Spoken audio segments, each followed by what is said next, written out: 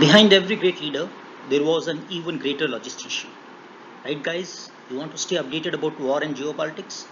Tune into my channel. Really? Why so?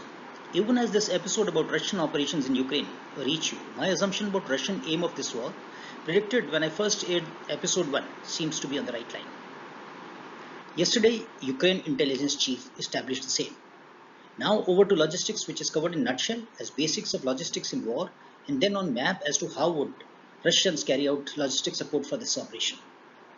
Logistics is one of the most important functions in business today. No marketing, manufacturing, or project execution can succeed without logistic support. War is no different. Napoleon in 1812 and Germans in 1941 suffered defeats primarily because of logistics blunders, and recently even Americans' second Gulf War and Israelis in second Lebanon War had logistics hiccups. So it seems we are on the right lines. Since the aim is clear, so it's easier to now understand the logistics plan of Russia. And having seen their actions of establishing an airhead, capturing ports, gives us a clearer picture about their logistics system. Let us see in a nutshell now how nation gears up for offensive operations and thereafter maintains logistics. During peacetime, create national level logistic nodes for various communities near border areas, build up strategic reserves, create communication infrastructure for reliable movement and information. Private military logistics synergy is structured and practiced. During warning period, build up logistics while maintaining supplies, enhance production of commodities, nodes are filled with requisite material, manufacturing units are reoriented for war production, multiple logistic support tracks, routes may be lead for deception, also dummy logistic support areas are created. In initial push, self-sufficiency for 3 days on person, up to 1 day in immediate wake, follow-up echelons for up to 4 days supplies in wake of offensive just behind leading troops. Create tracks for wheeled columns just behind the offensive formation to build up logistic areas on axis of advance.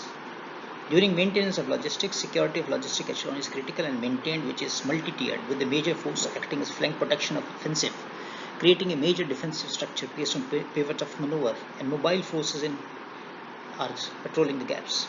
Air defense is critical and ensured. Stability of supplies is ensured through laying of water, fuel pipelines, buildings, roads, tracks. Air supply is carried out for troops which have been cut off. Logistics in captured area is rehabilitated by creating water points, fuel points, capturing airports for airheads and ports for safe supplies. The basic principles are timeliness, reliability, stability, security, flexibility, and integration. So this is a great effort of war and military leaders to plan these accurately and with great deliberation. You all know about oil and gas. Another major reason for the war is controlling the warlike export industry. Till 2014, the Ukrainians were in direct competition with Russia in arms export market. If Russia was second biggest exporter, Ukraine was fourth in the world. At the time of its independence, Ukraine was home to 30% of the Soviet defense production and 40% of scientific research. Shipbuilding was majorly in Ukraine. Therefore, ammunition and warlike material production facilities are in abundance with both sides. Ukraine, in fact, is better endowed. Offensive operations would thus require them to be destroyed at the earliest.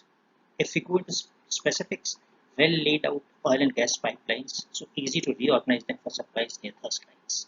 Road infrastructure is excellent, so easier to stage forward logistics columns. It is a plain area, operations will be fast paced, hence logistics will need to have better mobility and flexibility.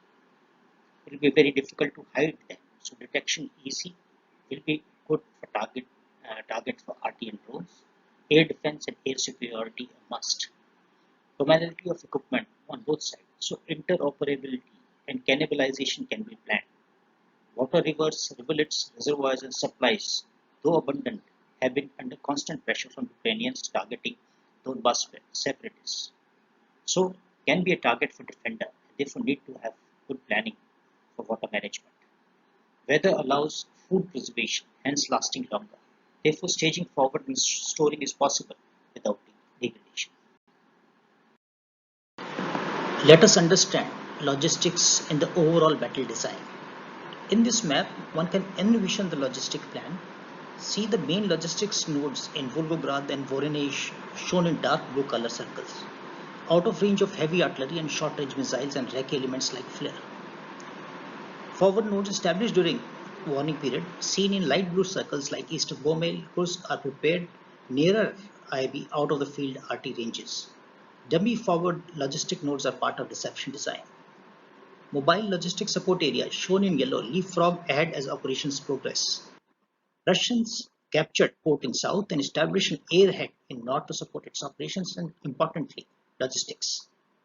If you see the overall design of battle, aim is to capture eastern region would involve destruction of strong Ukrainian forces opposing the Donbas forces of Russian 8th Army. Flank protection established by 6th CAA on north, initially deployed to protect the logistics and tail of advance, will be converted as pivot of maneuver for 1 GTA to launch an attack and clear opposition in the corridor between 6th Army and 8th Army. Troops operating from Black Sea Fleet will augment this attack from west to east. Once done, area to the east of Dnipro will be largely devoid of any Ukrainian opposition and therefore liberated in terms of Russian objective.